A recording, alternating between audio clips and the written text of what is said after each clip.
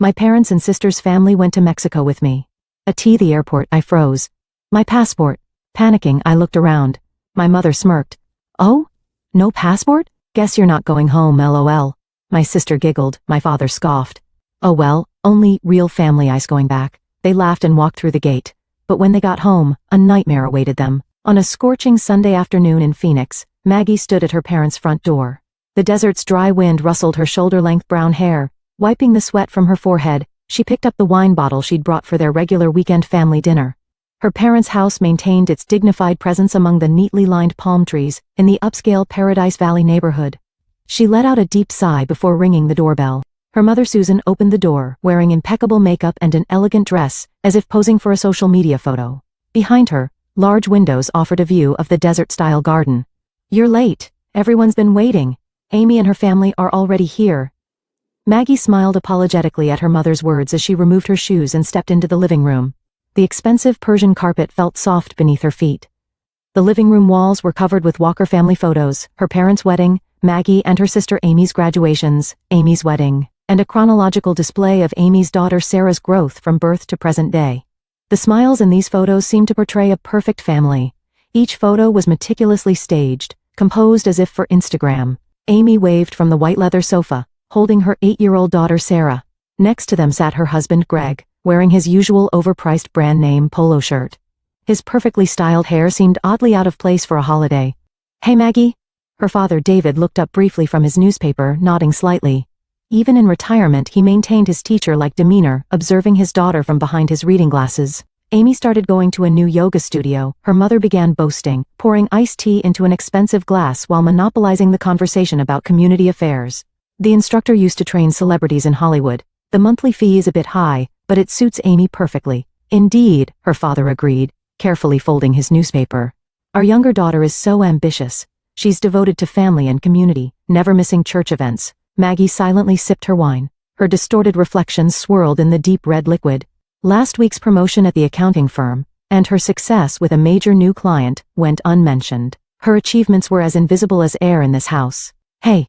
Amy suddenly changed the subject. While gently combing Sarah's hair, she flashed a calculated smile.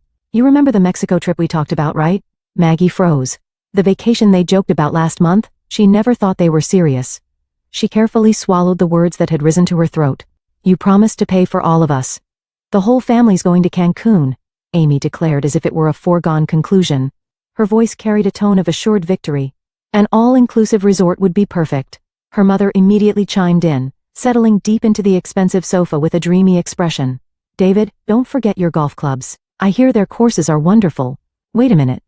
Maggie tried to interject, cold sweat forming on her forehead. Sis, a promise is a promise, right? Amy's voice carried a subtle hint of intimidation. Sarah's looking forward to it. Aren't you, Sarah? Her innocent niece's smile tugged at Maggie's heart. Maggie stared into her glass of red wine, internally sighing deeply. The family's expectations and pressure, along with her 8-year-old niece's innocent smile, she weighed it all and slowly nodded. The expensive trip would clearly make a significant dent in her savings. All right. Phoenix morning began earlier than usual. At 7 a.m., the Walker family gathered at the terrace of the popular restaurant, Morning Glory. It was Susan's idea to choose the less crowded terrace to avoid the heat. The table arrangement was perfect, as if staged for a photo shoot. The terrace windows gleamed in the morning sun, still holding in the cool air. The aroma of the chef's expertly prepared eggs Benedict enveloped their table. Sis, did you remember to bring your passport? Amy affected an exaggerated tone of concern. I almost forgot mine once. It's fine, Maggie replied with a tired expression. Unable to sleep from excitement the night before, she had checked her luggage 3 times. Her passport was safely tucked in her expensive leather shoulder bag. Oh, that new bag is lovely.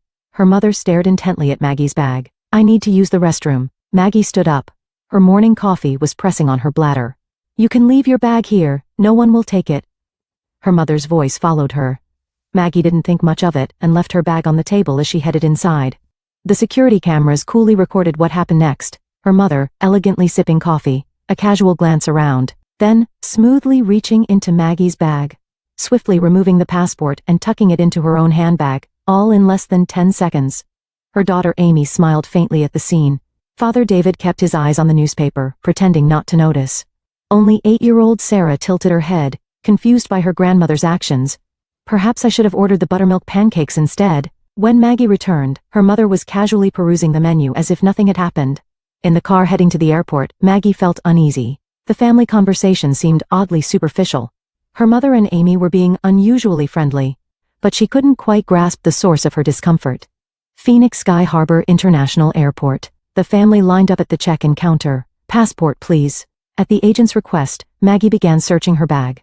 Her initially calm movements grew increasingly frantic. Wallet, smartphone, makeup pouch. But the passport that should have been there was nowhere to be found. Just a moment. Maggie's voice began to shake. She searched to the bottom of her bag, but the blue passport cover was missing. What's wrong? Her mother's voice carried a hint of amusement. My passport, I can't find it. The color drained from Maggie's face. Oh, you don't have it? Her mother covered her mouth with her hand. Well, you can't come then, can you? She laughed. Amy giggled. Sis, how careless of you. Her father just snorted. Well, that's that. Her mother turned back to the counter agent. We'll be going ahead. Wait. Maggie's voice echoed through the airport lobby. We're going with just the real family.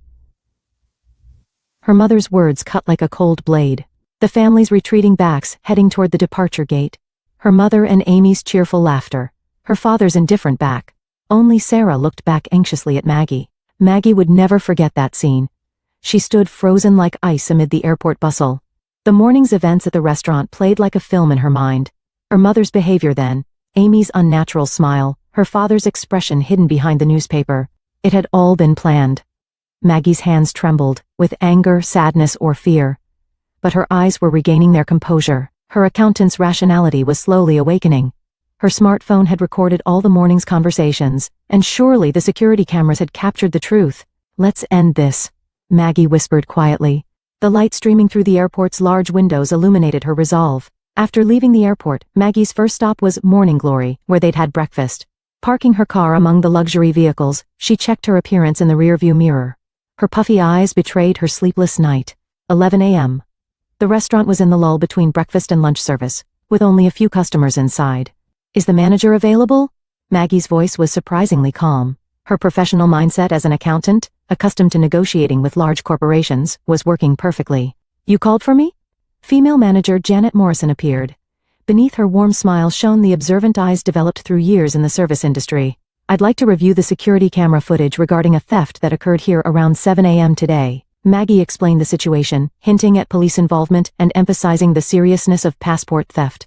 Janet's expression changed. Without a warrant, the security footage. My mother stole my passport. Maggie's voice trembled slightly. And now my family is on their way to Cancun without me. Janet's eyes widened. Her surprise deepened at hearing the name of the Walker family. Known figures in Paradise Valley. Please wait a moment. In the security camera monitoring room, the morning's events played out clearly on the blue-tinted screen. Could you save this footage for me? Maggie calmly requested, photographing the screen with her smartphone and taking detailed notes of times and circumstances. Janet nodded silently. The next destination was the local police station. Filing for evidence preservation and submitting a victim report, Maggie was proceeding according to plan. I have audio recordings too. Maggie took out her smartphone. The conversations at breakfast, the events at the airport, all recorded. I've secured the restaurant's security camera footage. It shows the passport theft. Maggie presented the evidence methodically. When will your family return? In a week. Officer Thompson carefully took notes. Passport theft is a serious crime, especially when it involves international travel. I understand. Maggie's voice was firm. But when I think about my niece Sarah, Officer Thompson's eyes softened. Let's keep settlement as an option. They planned for the next week. Police patrol arrangements, neighborhood considerations, even potential media response. The most important thing is how you use the time until your family returns. Maggie nodded deeply at Officer Thompson's words. Leaving the police station, Maggie headed to the Phoenix Ritz-Carlton. Returning home would surely trigger a barrage of calls from her parents. She needed distance. From the suite's balcony on the top floor, she looked down at Phoenix's cityscape. The sunset was painting the desert landscape red. Maggie opened her laptop to check her emails. A letter of apology from her mother had already arrived. To my beloved daughter, I just wanted you to reflect a little. Always putting family last. The sound of the delete button echoed in the room. Her smartphone showed 20 unread messages from her sister. She deleted them all without reading. Let's end this. Sipping whiskey, Maggie developed her plan. legal preparations, financial arrangements, considering new job opportunities, all for 1 week from now. The crimson sunset sank below the horizon. The coming week would surely be long, but there was no more hesitation. For the first time in her life, she was about to gain complete freedom. In the distance, she could see the lights of planes landing at the airport. Maggie smiled quietly. A full moon hung in Phoenix's night sky. The desert's characteristically clear air made the moonlight especially vivid. 11 p.m. The upscale Paradise Valley neighborhood was wrapped in an unnatural silence. 2 police cars waited with their lights off in front of her parents' house. Lights were on in several nearby houses, where curious neighbors' shadows could be seen moving behind windows. The neighborhood gossips were clearly holding their breath, not wanting to miss what was about to unfold. In the Walker's garden, meticulously maintained desert plants cast eerie shadows in the moonlight. Maggie's childhood memories of playing in this garden now felt like a distant past. Officer Thompson was making final confirmations over the radio.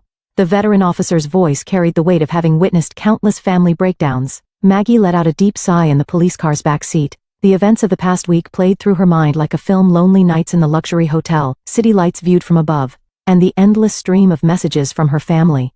All of it was an act. Transparent excuses and false apologies. Maggie's expression twisted for just a moment. She caught her reflection in the rearview mirror and composed herself. Ms. Walker.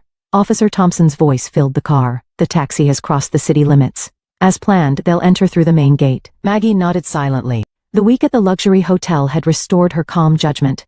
She adjusted the collar of her navy blue suit and checked her makeup. Perfect grooming was her armor.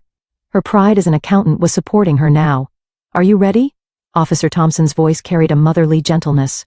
In her 30-year career, she must have seen many such family confrontations. Yes, of course. Maggie's voice was surprisingly steady. Years of endurance would finally end tonight. In the distance, taxi headlights appeared. The neighborhood street trees created a path of light and shadow. The clock showed 11:15 p.m. I'll make the first contact. Officer Thompson gave instructions over the radio. This might develop into a civil matter. Minimal intervention. Pay special attention to psychological effects on minors. The taxi slowly stopped in front of the house. The sound of tires on gravel broke the silence. Amy emerged first from the back seat. Her brand-name sundress and tan skin told of an elegant vacation. Her hair was styled in the latest fashion, her nails perfect. All of it a facade of elegance. Next, Mother Susan. Beneath her perfect makeup, slight fatigue showed. She carried an expensive travel bag on her shoulder, maintaining her usual dignified expression. However, her eyes nervously scanned the surroundings. Father David silently began unloading luggage from the trunk. His former teacher's meticulous nature showed in how he arranged the bags. But his hands trembled noticeably. Finally, 8-year-old Sarah. Her innocent smile in a Disneyland t-shirt seemed out of place in this situation. Her small hands clutching a stuffed animal held the family's future. Mr. and Mrs. Walker? Officer Thompson's voice cut through the quiet night. The uniformed officer emerged in the moonlight. Her mother's expression froze. The blood visibly drained from beneath her perfect makeup. Is something wrong? Her father's voice was slightly strained. The dignity of a former teacher was gone. We'd like to discuss a passport theft case. No. The color drained from her mother's face. Her expensive handbag nearly slipped from her trembling hands. Maggie emerged from the police car. Her figure in the moonlight was beautiful and dignified. She had decided to face this moment of liberation from years of oppression in her finest form. Let's talk in the living room. Maggie's voice held no more uncertainty. The family sat on the living room sofa. The expensive leather couch that had witnessed countless family smiles was now the setting for legal proceedings. On the large TV screen, decisive security camera evidence played, the moment her mother's hand removed the passport. A calculated, natural movement. Amy's complicit smile. Years of jealousy visible. Father's intentional indifference. His abdication of responsibility hidden behind the newspaper. Everything was clearly recorded. This is her mother's voice trembled. Her Hermes scarf quivered unnaturally at her neck. Officer Thompson quietly played the smartphone recording. The airport conversation was precisely documented. Voice analysis was complete. We'll go with just the real family. Her mother's own voice echoed in the heavy air, as if only now realizing the cruelty of those words. Amy suddenly broke down crying. Her perfect makeup streaked with tears. Always Maggie being perfect. I was always second best. Years of jealousy erupted at once. Her father just sat stunned, sunk deep in his leather armchair, staring at the ceiling. His pride as a teacher, dignity as head of the family, all crumbling away. Behind his reading glasses, empty eyes wandered aimlessly. I just wanted you to reflect. Her mother's voice was thin. "You always look down on us. Always working." Self-justification lingered in her words. Who was really looking down on whom? Maggie's calm question went unanswered. The moment years of power dynamics reversed instantly. Sarah clung anxiously to her mother. "Mama, what's wrong? Grandma, why are you crying?" The child's innocent questions made the heaviness of the moment more stark. Amy couldn't even embrace her daughter, just continued crying, her expensively manicured fingers covering her face. "I'll explain the legal proceedings." Officer Thompson took out documents.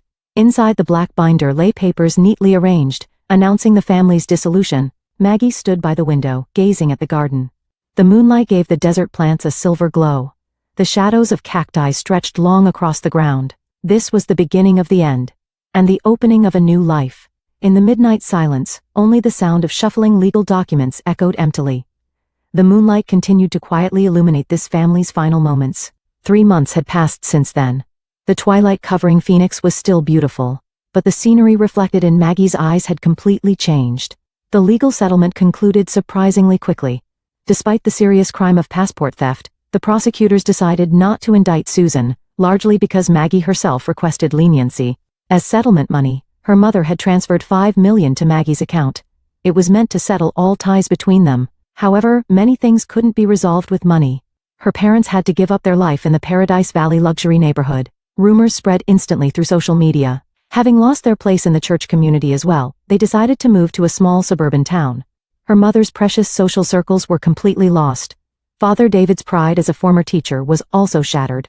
He resigned from all honorary positions on the local education board. While names were withheld, newspapers reported the sad incident in a former teacher's family in detail. Expressions of disappointment from his former students pushed him further into despair. Amy's life changed dramatically too.